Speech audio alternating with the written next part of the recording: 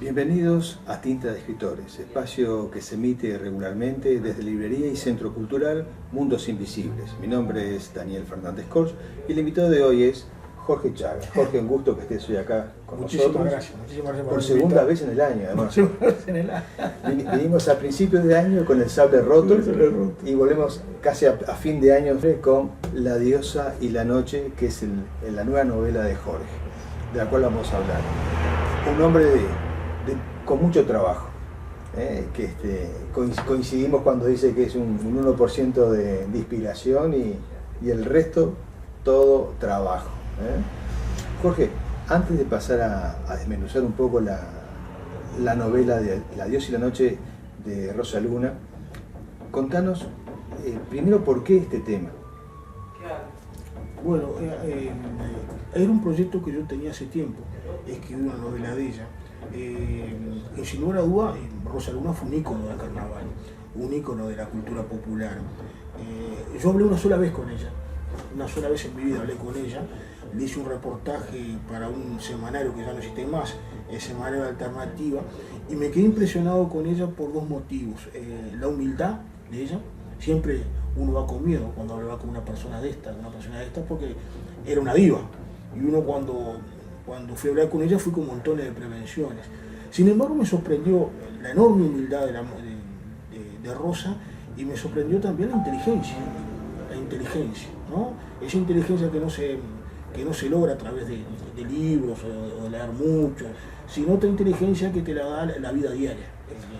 Claro, una mujer muy sufrida también. Muy sufrida, que tuvo que superar un montón de obstáculos, pero que logró destacarse y llegó a tener en sus últimos años un papel muy activo en defensa de los derechos de la comunidad negra.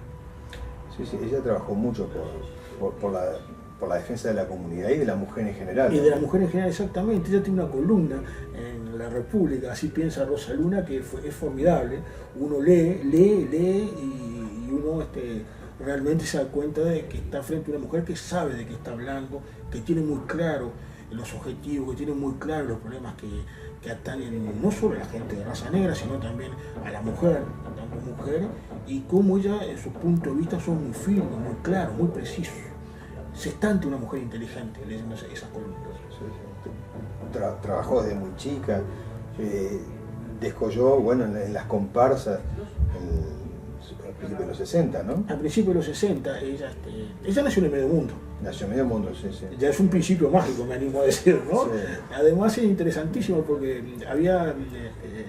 cuando empecé a hacer la novela, empecé a recoger material, había dudas dónde había nacido, ¿no? Decía el año 39, que me aparece ahora en Wikipedia, sí, que está mal. 37. Es del 37, pero yo conseguí la partida de nacimiento. Y la partida de nacimiento dice, nació en la habitación tanto del Medio Mundo, dice la dirección, 4680, y quiénes fueron los testigos, ¿no? La madre. Y eso es formidable, eso es mágico, ¿no? Esta persona que se va a destacar, como ve, nazca en una de las cunas del cantón uruguayo. Sí, además integró todas las comparsas de su tiempo, ¿no? Todas, y en todas fue primera vez y fue la que más primeros premios ganó. Es impresionante. Porque como decía un tamborilero, Gustavo Vido, la tenías ahí, era como tener a Messi, ya tenés medio partido ganado. Sí. Y bueno, embajadora del candombe en el mundo, salió a Europa, en Australia, murió en Canadá, ¿no? Bueno, las comunidades de uruguayos, especialmente en Australia, en Estados Unidos, en Canadá y en Argentina, la reclamaban mucho a ella. Era muy reclamada, ¿no? Era muy reclamada. Y en la etapa final, incluso, creo que es la más internacional de ella, cuando crea la tribu de Rosa Luna, creo que es la etapa en que realmente se convierte en la embajadora por excelencia del candombe uruguayo, sí. Sin duda ninguna. Como me dijo otro tamborero amigo, Perico, no necesariamente fue la que bailaba mejor, pero fue la más querida. Es interesantísimo, no es poca cosa. Buen detalle. Sí. Pero bueno, esta novela tiene una particularidad que no es biográfica. Es una novela, como tú me decías hace unos minutos, donde ella es el personaje. Exactamente. Así que, bueno, contanos cómo se produce. No es la biografía de Rosa Luna, no es la biografía novelada de Rosa Luna. Es una novela en que la protagonista principal es Rosa Luna. Con elementos de su vida. Con elementos reales de su vida, por supuesto que sí, pero un conjunto de personajes que se mueven, ¿no? Pues esos personajes secundarios existieron en el conventillo. Sin duda, sin duda. Esta novela puede tener muchos niveles de lectura. Un nivel muy obvio es una novela referente al candombe, al mundo del candombe, ¿no? El medio mundo, la gente que vive en el medio mundo, los vecinos, los inquilinos del medio mundo con sus vivencias diarias, sus conflictos, el mundo de las comparsas, el mundo de los personajes del candombe que va a ver el lector acá, personajes que son como Marta Gularte, como Pirulo, por ejemplo, también aparecen en el transcurso de la novela, ¿no? Juan Ángel Silva, el cacique, dueño y señor de la comparsa Morenada. Ahora, si habrás tenido que investigar la vida de cada uno de ellos para hacerlos revivir en las páginas de esta novela. Sin duda. Esa es una lectura posible, obviamente, sobre el candombe. Estamos hablando de una persona vinculada al candombe. Otra lectura, que también es la novela, es una lectura con respecto al mundo de la noche en los años 60. Especialmente el mundo de la noche que se desarrollaba alrededor de la Plaza Independencia, que era muy diferente de lo que era ahora la Plaza Independencia. Los alrededores, el bar Antequera, donde era frecuentado de noche, ¿no? Que también tiene sus personajes particulares, como por ejemplo la piba Tornillo, la bella Otero, la rubia Margot, el temible Cebo Negro, ¿no? que aparece en la novela, son personajes reales en la novela. Esa es otra lectura. Margot era la francesa. Una francesa, la rubia Margot. La novela se verá si era francesa o no. Eso lo dejamos picando. Pero es un personaje de leyenda, claro, que frecuentaba la noche de Montevideo, en la que ella estaba involucrada. Otra lectura que puede tener la novela es una lectura un poco más profunda, que apunta en otra dirección.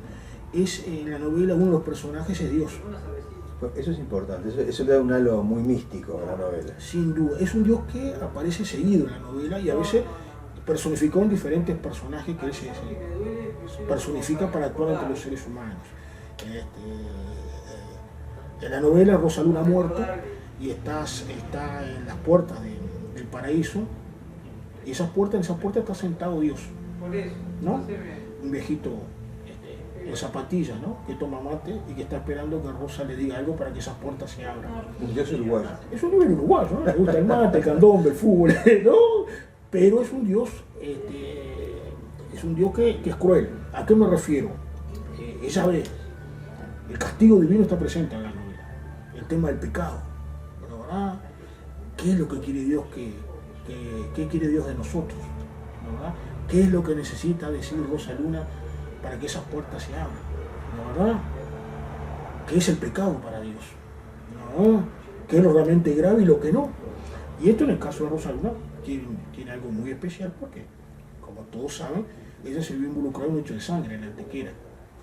Tuvo que dar muerte en defensa propia de una persona.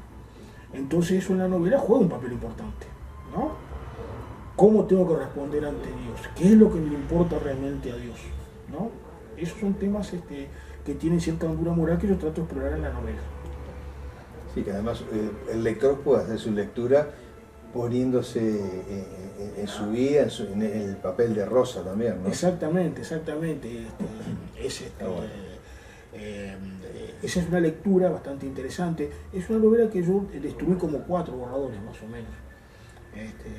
¿Completo? Sí, completo, que no estaba conforme con los los destruía, pero me quedaba una cosa que aprendí a hacer, me quedaba con las cosas que yo entendía que eran positivas, que merecían permanecer en el texto final. Por ejemplo, en el primer borrador, una de las cosas que quedó es Jardín de Invierno. Un jardín de invierno, eso está en la novela. El tema del jardín de invierno. Otro tema, el tema de Dios.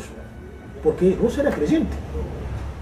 Rosa rezaba todas las noches, no iba a la iglesia, no se confesaba, pero siempre de noche rezaba a ese Dios, que ella lo consideró un Dios que no tenía ni templo ni joyas, sino consideró un Dios pobre. Ella lo ha dicho, lo dijo hermano Napoleón, un Dios pobre. Y ese es el Dios que se le aparece, un Dios pobre. Pero si aparecía Dios, dije, tiene que aparecer el diablo. Y aparece el diablo. Aparece el diablo. Además con el hecho este de sangre que la envolvía. Sí, aparece el diablo, aparece risa falsa, como lo llama ella, aparece. Risa falsa aparece en la novela. Ella le llamaba así. Sí, risa falsa, aparece en la novela, confrontando, buscando disputarse el alma de los personajes de la novela, ¿no? Además hay un personaje en la novela que es un músico, Federico Grossman. Ese músico pierde, en un extraño accidente, pierde la memoria. Y buscando reconstruirse a sí mismo, buscando reconstruir su propia vida, encuentra en sus papeles que está haciendo un musical, cuyo protagonista es Rosa Luna. El musical se llama La diosa de la noche. Y él trata de entender por qué estaba haciendo eso y qué lo liga a él a Rosa Luna. Ese es uno de los misterios que tiene la novela, ¿no? La idea de qué es lo que a mí me une, por qué yo estaba haciendo. Lo interesante es que el musical existe, ¿verdad? El musical ya está compuesto. Claro, sí, sabía. Y esperamos estrenarlo el año que viene. Y en la novela aparece ese músico que es el que la escribe, ¿no? Entonces, hay todo un juego en la novela con varios personajes. Aparece nuevamente Clara Moreira, el personaje de mi novela, la novela Gloria y Tormento, la periodista. Eso te iba a preguntar, sé que hay una periodista. Claro, la misma que aparece la misma protagonista de Gloria y Tormento, la novela de José Leandro Andrade, aparece acá haciendo una novela sobre Rosa Luna. Y entonces va entrevistando diferentes personas que la conocieron. Hay un juego de versiones. Sí, y hay una conexión con otros libros. Sí. Está bueno. Sí, no es casual que uno de los personajes de la novela haga referencia a una película, El hombre que mató a Liberty Balance, una película de John Ford, ¿no? Que es tiene una profunda hondura filosófica, ¿no? Todos en el pueblo ven que el protagonista, el maestro de escuela, mata al villano por excelencia del pueblo, a Liberty Balance. Todo el mundo ve que lo mata. Pero ¿fue eso lo que pasó? Él se convierte en un héroe, es una leyenda, se convierte en un mito. Pero ¿fue eso lo que pasó? Esa novela juega con eso. ¿Es realmente lo que pasó? Lo que la gente vio, los protagonistas vivieron con Rosa Luna. ¿Es eso o fue otra cosa? ¿O hay otra mirada que te cambia totalmente la perspectiva? Creo que el lector tiene que tener en cuenta eso para saber que tiene que andar con cuidado en la novela. Los protagonistas dicen una cosa. Y muchos dicen, obviamente mienten, otros dicen verdad esa media, pero otros protagonistas están diciendo la verdad total de la vivencia que tuvieron ellos con Rosa Luna. Pero no es toda la verdad. La novela en el momento da la otra mirada que te puede cambiar el suceso, y eso la novela también juega con eso, ¿no? La verdad, por qué se crean los mitos, ¿no? Y la novela tiene ese juego. Fue una cosa que me costó mucho tiempo, una novela que tal vez más dificultades me causó de elaboración. ¿Cuánto tiempo tardaste en y casi 3 años. 3 años. 3 años. Una de las cosas que por suerte no me di por vencido. A veces sentía que no iba a encontrar el hilo. Es una cosa que les pasa a muchos escritores, ¿no? Sentís que no estás dando, te cuesta encontrar el hilo narrativo hasta que das con el hilo narrativo. Acá no hay que bajar los brazos. Acá no hay que bajar los brazos.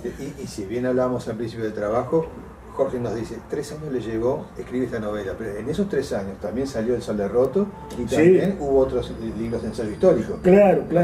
Uno a veces tiene que dejar en el congelador, como se llama, ¿no? En el cajón, ves, y de repente un día de noche te levantás y ya sé lo que necesito. Pasa eso, es un trabajo que requiere mucho esfuerzo. Pero cuando uno ama la literatura lo hace con gusto. Claro que sí. Lo hace con mucho gusto. ¿Qué pensás? ¿Qué hubiera dicho Rosa Luna si pudiera ver esta novela hoy acá? Eso que le hubiese gustado. Seguro que sí, ¿no? Eso que le hubiese gustado. Sí, divertido. Sí, es divertido. Ella tiene un gran sentido del humor. Es fascinante porque una mujer que sufrió tanto, sí, ella nunca pierde el sentido del humor y la gana de vivir. A mí eso siempre a mí otra cosa que es notorio, su incapacidad para tener rencor o para tener resentimiento con la vida, ¿no? Bueno, fue lo que le hizo crecer entonces. Posiblemente, ¿no? Pues mientras otros se quejan o se derrumban o toman medicamentos u otras adicciones, ella salió adelante. Superar el maltrato, las humillaciones, la discriminación, los prejuicios, y aún así no guardar rencor. y en no una tener época más difícil que resentimiento. esta todavía. Muchísimo más difícil que esta, ¿no? El candombe siempre me causa mucha gracia, porque cuando yo era chico, y siendo adolescente, siendo joven, el candombe, si bien la gente obviamente iba a la llamada y todo, era un grupo que tocaba, un cierto grupo social. Hoy en día tenemos comparsas hasta en Punta Carreta, en Carrasco, Malvin, en Pocito, en el interior. El candombe se expandió por toda la sociedad y se perdió la vergüenza con el tambor. Entonces todo el mundo toca. Sí. Todo el mundo toca, a nadie se le molesta tocar y a ninguna mujer le molesta salir de bailar una comparsa. Mujeres, por ejemplo, universitarias que había matado, que salen a las comparsas, algo que no pasaba antes. Y eso ha sido positivo. El candombe ha roto todo tipo de barreras sociales y ha llegado a lugares donde antes parecía que era imposible que llegara, y llegó. Y en poco tiempo, además. Y en pocas tiempo. Pienso que en gran medida se debió a que en los años 70 se concibió el tambor como una resistencia, claro, como un elemento de resistencia dictatorial. Eso puede ser. También hay otra cosa que también hay que tener en cuenta. Gente vinculada a la cultura, al teatro y a otro tipo de música se volcó también a las comparsas. Rompiendo esas barreras también. La melaza fue hecha por actrices de teatro, la comparsa de mujeres. Sí, sabías. Hoy en día la comparsa incorpora gente de teatro para las coreografías, para el armado de escenas. Es gente vinculada al teatro, gente culta. Eso mejoró mucho, le dio un nivel mucho más alto a la cultura y es como decís, las barreras se rompen. La persona convive con otros mundos y los mundos se interrelacionan. Los mundos sociales se interrelacionan, es así. Bueno, es una de las maneras en que las sociedades van creciendo, se van modificando.